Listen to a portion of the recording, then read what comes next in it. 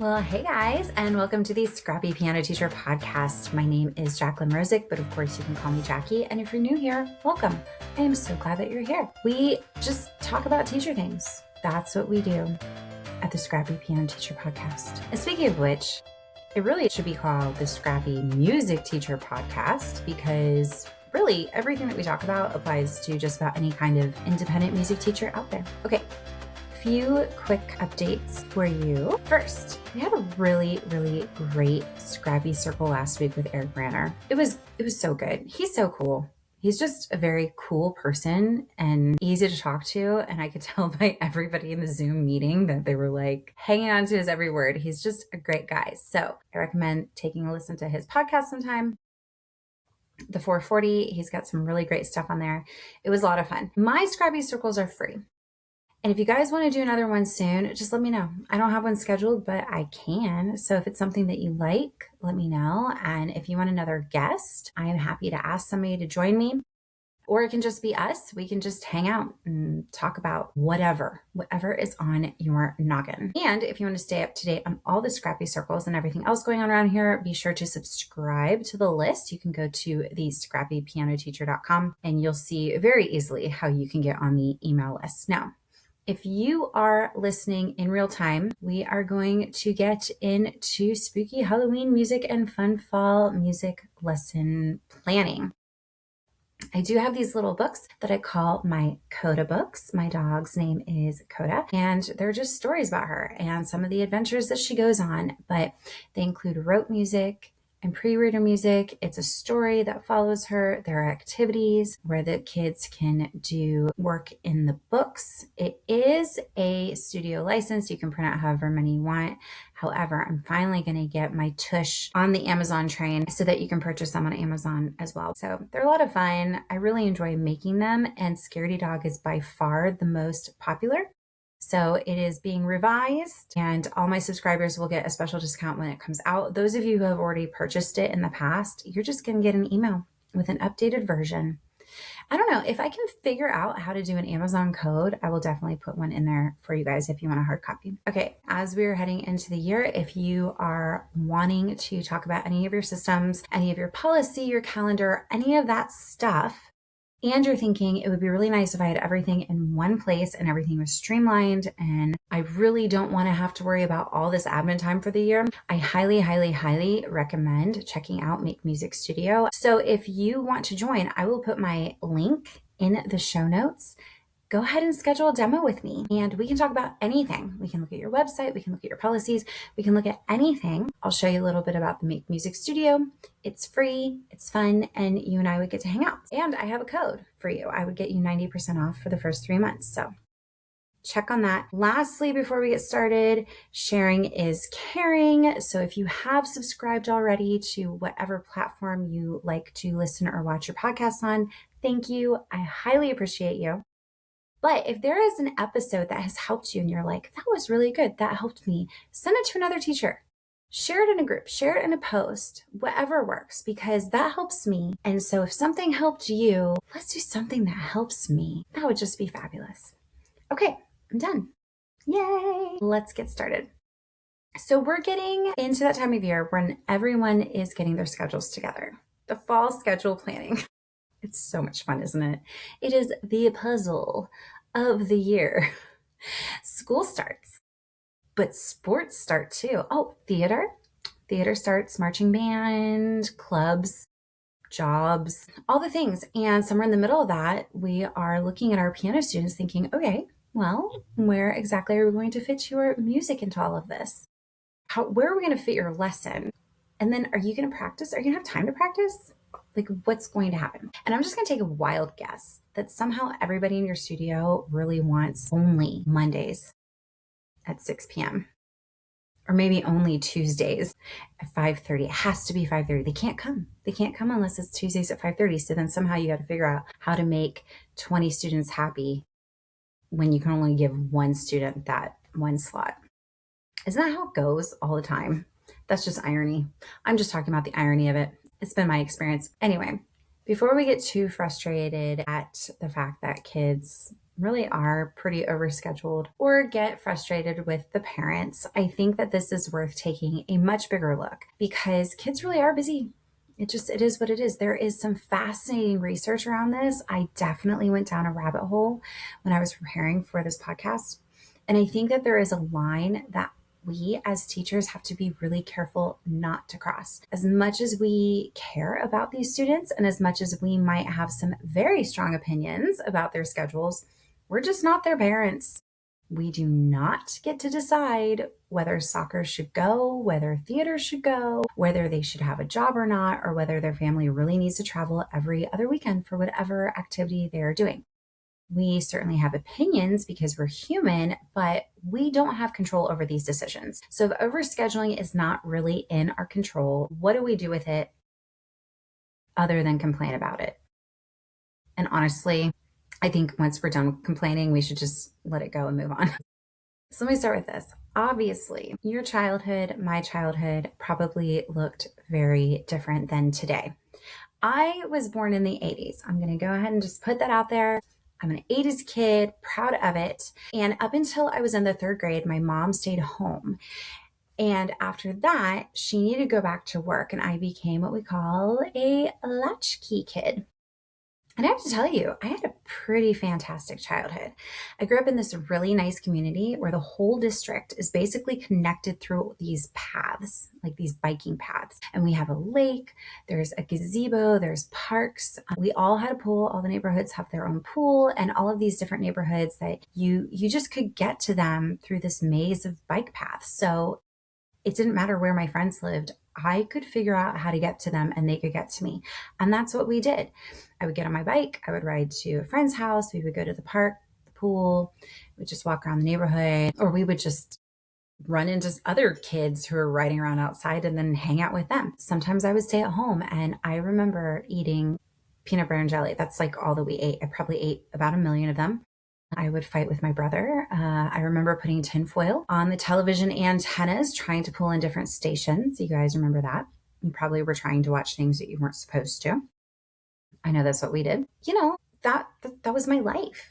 That's what we did. Now, I did play softball. I was basically on the same team from second grade through eighth grade. And then I played my freshman year in high school. And I also played piano. And that was it. I went to school. I played softball. I played the piano, and then there was hours and hours of life in between. And of course, I didn't appreciate any of it at the time. I was not riding around the neighborhood thinking, wow, what an amazing childhood I'm having. And so fast forward, I have my own kids. All right. So my daughter was born in 2003. My older son was born in 2004. And eventually we moved into the same school district where I grew up. I did not go very far. I literally moved to the other side of the lake in our school district. So I could walk to my mom's house, the same house that I grew up in, because I love it. I love it here. It's a great area, great place to live. Great place to raise a family. And so, of course, I assumed that my kids were going to have the same experience that I did. I'm like, oh, they're going to find neighborhood kids. It's going to be great. Everybody's going to ride their bikes around. They're going to explore. My kids are going to travel those same paths that I did. How great is this? And that's just not what happened at all. I found that there were hardly ever kids outside. And if they were, it was very monitored. Everybody just kind of kept to themselves, or everybody was just always coming and going from different places. And then on top of that, we added the layer of homeschooling. And so, children who live nearby were at school during the day. And of course, the other kids that we were in co-ops with lived way across town. So we would have to make plans way in advance. And then our neighborhood was in a phase where there was just retired folks or new families with super young children. So there wasn't even kids the same age as my kids for them to play with. It was frustrating. I really expected something completely different. And then let me add on the fact that my husband's a first responder, so his schedule is just dumb. And then I'm a piano teacher. So when is my prime time? Yeah, when kids get out of school.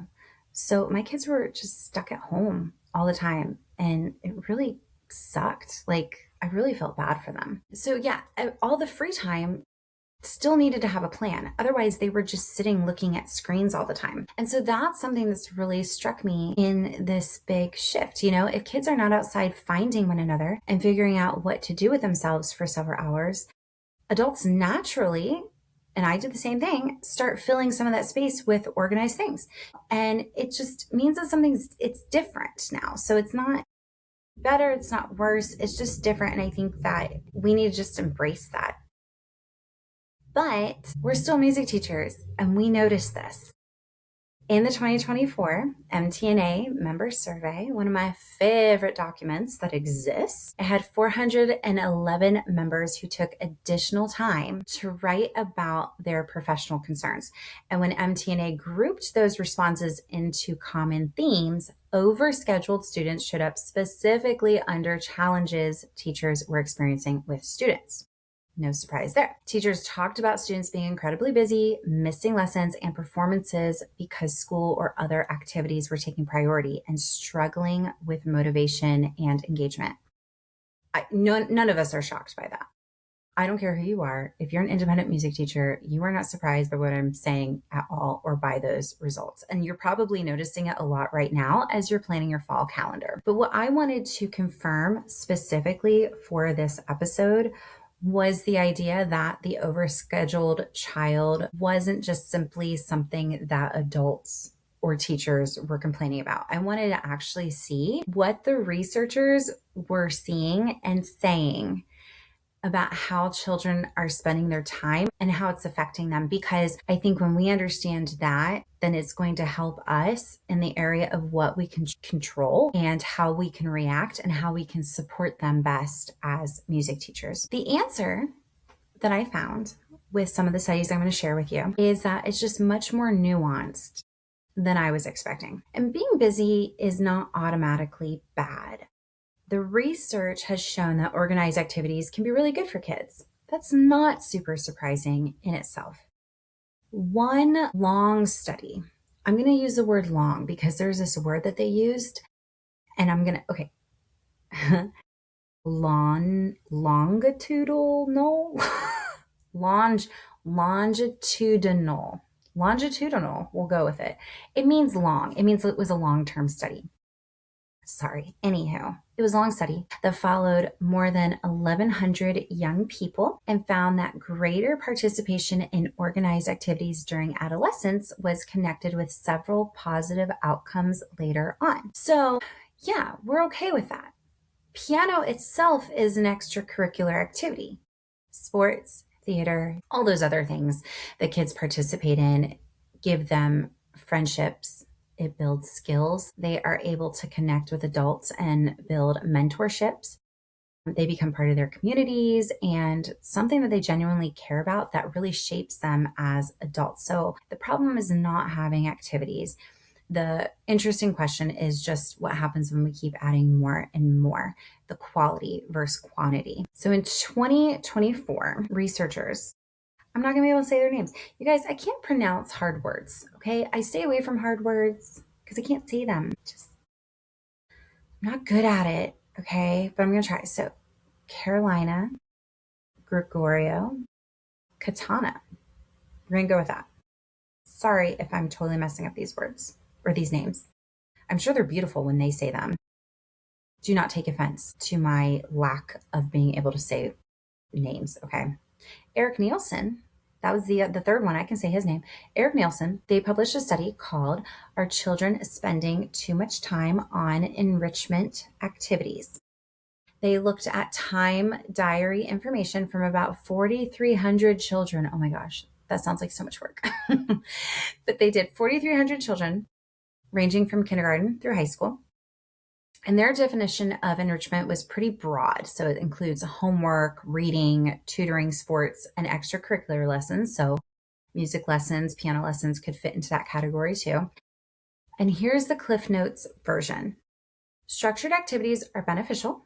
Kids learn things, they build skills, have experiences, they're good for them, blah, blah, blah, blah, blah. All right, but there can be a point where adding more structured time stops adding much more benefit. That was especially interesting with the high school students in this study. more enrichment time was not giving them much additional benefit in the areas connected with learning. And at the same time, researchers were seeing negative effects in areas connected with emotional well-being. Okay, so high schoolers were actually suffering with their mental health because of this. So the activities themselves had not suddenly become bad. They were never bad. The problem was that they had reached a point where adding more was not giving the same return anymore. And meanwhile, that additional time still had to come from somewhere else. And I think that that is the easiest way to understand this study.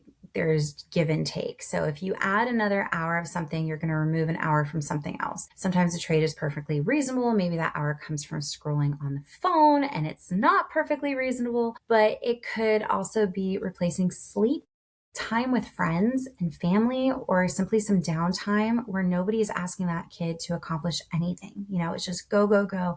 I expect the best from you in this area. I expect the best from you in this area constantly. It's sad. It's sad. It hurts my heart.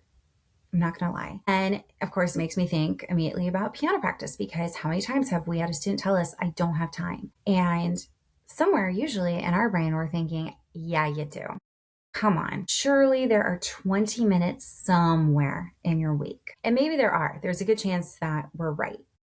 But I think we do need to be careful about assuming that every blank spot on a child's calendar automatically should belong to us, because they don't have any space to just be. And one of the study authors, Carolina, also made the point that overscheduling is difficult to solve as an individual family problem because it's partly a societal problem. So there's only so much that one family can control. And if there's only so much that a parent can control, there's definitely only so much that a piano teacher can control. Again, I said before, you're not the parent's child. I'm not the parent's child. Our responsibility is more specific. We're their music teacher. That means that you can teach them well, communicate clearly, set reasonable expectations, help them make a plan, and hold them accountable to something they have agreed to. What you cannot do is arrange the family's priority from the piano bench. We may look at a student's schedule and think they need to drop travel soccer or whatever. And maybe we're right. Maybe we're right that the schedule looks impossible and our hearts hurt for them, but it's not our call. It's not our call. And honestly, we have to look at it from a perspective that we could accidentally become one more demand and stressor in their life if we push too hard. Another study, I totally went down a rabbit hole. There were several of them. They were all so good. It was hard to figure out what was going to go into this episode and what wasn't. So I'm trying so hard to condense things here. But there was another study by Jennifer Breheny Wallace in her book. It's called Never Enough: When Achievement Culture Becomes Toxic and What We Can Do About It. So her work looks at the pressure many kids feel to keep accomplishing more and stacking one achievement on top of another. One of the ideas she talks about is mattering. The idea that children need to know their value is not dependent on what they accomplish. I think that's a lot of us musicians. Like we know how it feels to constantly get that superior rating, win this, win that, become the bigger fish in that pond that you're in. And I'm not going to go way down the achievement culture rabbit hole because that's a whole nother one. That's a whole nother bucket of worms or whatever it is you say. But I do think that it gives us something worth thinking about. As teachers, we can very easily become one more adult adding to the pile because there's always another piece of music. There's always another festival, evaluation, another level. And that's good. We should have goals, but there is a difference between helping a child grow and simply adding another demand to an already packed week. Now, I also want to make something very clear because I can already hear someone saying, well, okay, so are we just not going to let them practice? Or are we just going to roll over and just let them do whatever? No, that's absolutely not what I'm saying. I'm kind of annoying about staying on top of my students about practice too. In fact, I do think that the opposite can happen. I think that when we can accept that we cannot control a student's entire life, and we can get past that judgment of what's going on in their life. We can get much more intentional about what we do expect. So this is something that I have been working on in my own studio through what I call our honors program. I'm just going to share about it a little bit. I'm not saying this is the end all be all, but it works really well for my studio. So at the beginning of the year, we hold a collaborative class. It's usually during the week of Labor Day. That way we don't have to worry about that Monday holiday. We just do it on Tuesday, Wednesday, and Thursday. So we have our collaborative class, and it's a practice workshop. We get deep into what effective practice actually looks like. And a lot of what I teach there is heavily influenced by Molly Gebrian's book, Learn Faster, Perform Better, A Musician's Guide to the Neuroscience of Practicing. It's a great book. You should totally read it. We did a podcast last year. You should listen to that too. But we talk about practicing in a way that helps the brain learn. We look at things like spacing practice out, being deliberate about what needs attention, and understanding that effective practice is not simply sitting down, starting at the beginning of the piece and playing until you reach the end. You guys know what I'm talking about there. Then we do something that I think is probably just as important and one of the most important pieces for these students in today's culture. And that is we look at their actual lives, not the lives that we assume that they have, where they come home from school, and they grab a snack and then they finish their homework and then they eat this really yummy dinner and their broccoli and their Brussels sprouts. And then they sit at the piano and they have the timer and then they go on with their lives, because that's just not what's happening anymore. We're looking at their real day-to-day life, especially the older the students get, the more important this is. So we actually look at the whole week. What days are packed, what extracurricular activities they have, whether they work, how late are they getting home, how much sleep are they getting, and which nights of the week are basically just a lost cause. Because that's another thing. I'm not trying to give guilt to a student who genuinely is trying so hard. I have one student, she's on 2 swim teams and she does cross country, and she does every honors or AP class that seems to be possible for her to do. And we looked at her calendar. I don't remember if it was last year or the year before, but I was shocked when we actually looked at it. And I remember telling her, you have maybe 2 days where you can genuinely get in good practice. I mean, seriously. And so we just stuck that. We were like, okay, it's just going to be these 2 days. We're going to mark a reminder in your phone, and we're going to be very deliberate on what you're doing. It's going to be very intentional practice. And I hate that. I want her to just sit down and just play. But at this point, we're building the tools in her toolbox to where maybe one day she can just sit and play for enjoyment. But I want her to have all the tools before she leaves me, as many as we can fit in. So that brings me to the honors program that we do. And I did take this from another program that's local in a school. It's a private school, and they have a piano program, and they do something very similar to this. And so I did borrow it from them, but it's the honors program. So we have a bronze, silver, gold, and platinum medal that they work towards. All of the levels have different requirements, and they're not going from, the person who does the best gets platinum. Man, you got a bronze, you suck, what a loser, you should quit piano. No, it's not that at all. It's more, these are the requirements to hit these medals. What is most realistic and attainable for you this year? And then that's the medal we're going for. The majority of my high school students go for the silver. And you know what? That keeps them on track. They know what their goals are. And so suddenly what seemed impossible and maybe even something that would make them feel guilty now seems attainable, and there's less resentment, and they have control over it along with me. So now we have something where we feel like we have control over this situation. And trust me, I do rope the parents in afterwards, because I have been told by a few of the moms, like, they have a little bit more time than you think because they tend to scroll on their phone for however many hours. And I'm like, okay. And so we really pull that whole parent, student, teacher triangle in together. And maybe we make adjustments on what medal they were working towards, or maybe we keep it as is. But the point is, we're not lowering the bar per se. We're choosing the right bar. What's going to work for us right now? And it gives the student a voice. And when the student has a voice, they feel like they have more control, and we're going to be more successful. And I felt compelled to share that because there was another thing that I found. I'm sorry. I'm full of research and studies today, but there was one, and it was called the self-determination theory. I love this. So the basic idea is that people tend to be more internally motivated when three psychological needs are supported: autonomy, competence, and relatedness.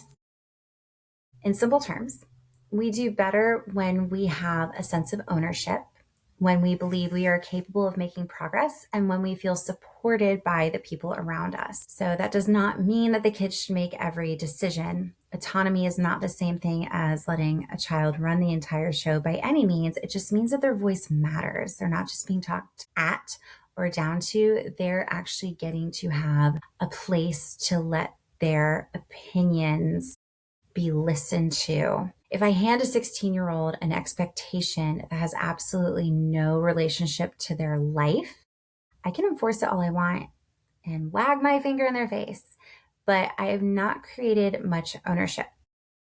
But when that student helps look at their schedule, really thinks about what they want to accomplish, and agrees to a realistic goal, now we have something completely different. There's still accountability and there's still a standard, but the student has some investment in it too. And if their time is limited, it's up to us. We're teaching them that skill. How do we use that time? What can we do with the time that we have? And this is going to pass on to so many other places in their lives. And so this is a really great opportunity for us and what we do. And I have to go back to Molly Gibrain's book. I know I talk about this book a lot because it's amazing. If you haven't read it yet, you got to read it. If our students truly have less available practice time, then teaching them to use that time well matters even more. A student who has 20 minutes does not necessarily need us to lecture them about finding 40 minutes. They may need us to teach them what to do with that 20 minutes. I would be thrilled if piano lessons helped a teenager learn how to manage commitments without either giving up on everything or promising everyone more than they can realistically deliver. I mean, what a great gift to give someone. I also think that we need to be really careful about diagnosing a student based only on the number of things written on their calendar. Some kids love a very full schedule and seem to thrive in it, while another child may have fewer commitments and already feel completely depleted. I remember when the pandemic hit and I had a high school student who was so relieved. She was like, I am so overwhelmed by my life. I am so relieved to be at home and to not have to do all of this. Like, she couldn't have been happier. And then I had another student, and I remember she got so depressed because she was used to going, go, school, this. She did like firecrackers, like jump rope stuff. She had piano, she had theater. I mean, it was like jam-packed, and she had a really, really hard time. So every kid is different. And we have to keep that in mind. And every family is different. We don't know what's going on behind closed doors. And then sometimes it is just the phone. Sometimes they are just hanging out and playing on their phone. They're just not doing what they're supposed to do. So let's just help them. Let's just help them notice. This is a great time of year for us to help them with expectations, how to approach them. That's why I love doing it at the beginning of the year. It sets the tone, and it's something that's easy to revisit. What does commitment actually mean in your studio? If you're a member of your studio, what do you expect from your students? Does every student need the same practice goal or participate in every performance opportunity? What happens when another activity repeatedly conflicts with a lesson, and at what point does the lesson structure need to change? Being understanding doesn't mean that you have to cross over studio boundaries. You still run a professional studio, and you still get to decide what participation in that studio requires. If a student is missing half of their lessons because another activity continually conflicts, there may come a point where the schedule just doesn't work anymore. There's a big difference between telling a family you need to quit volleyball or saying this lesson time is no longer working consistently. Let's look at another option. You don't have to be annoyed about it or share with them that you're annoyed. You can just be like, look, this isn't working. I know you want to do volleyball. I support that. But I also know you want to do piano. Of course, I support that too. How can we make that work? Are we going to do video lessons for a month? How are we going to handle this and make it through this season?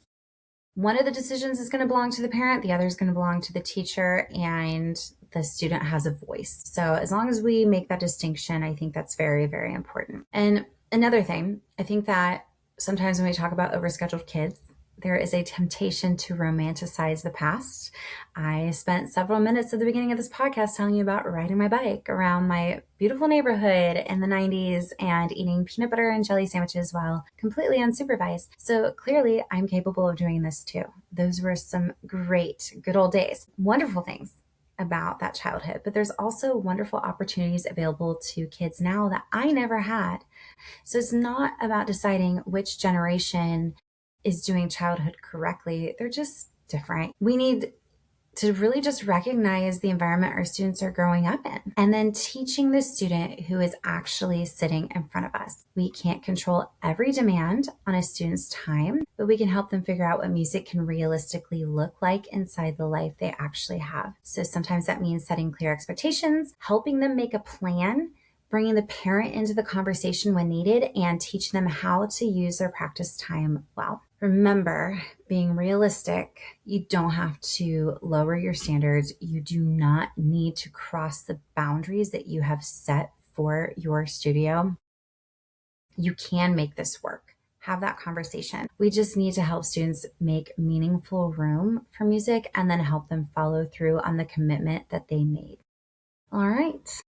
Guys, clearly I love discussing this topic. I had to cut out a lot of studies. I'm just letting you know. This podcast was a lot longer when I wrote it. I was like, edit. I don't want to edit anymore, but I needed to. If you have anything that you would like to add to this conversation, or it's something that you would love to discuss further with me, or maybe you're just like, Jackie, you're wrong. I disagree with everything that you have to say. Why do you even talk? Well, that's fine. Go ahead and email me at Jacqueline, that's Jaclyn, at scrappypianoteacher.com. I would love to hear from you. It's cool. Let's have a discussion. I'm open to it. And if this helped at all, remember, sharing is caring. I will see you all in 2 weeks here at the Scrappy Piano Teacher Podcast. Have a great one. I'll talk to you all later. Bye.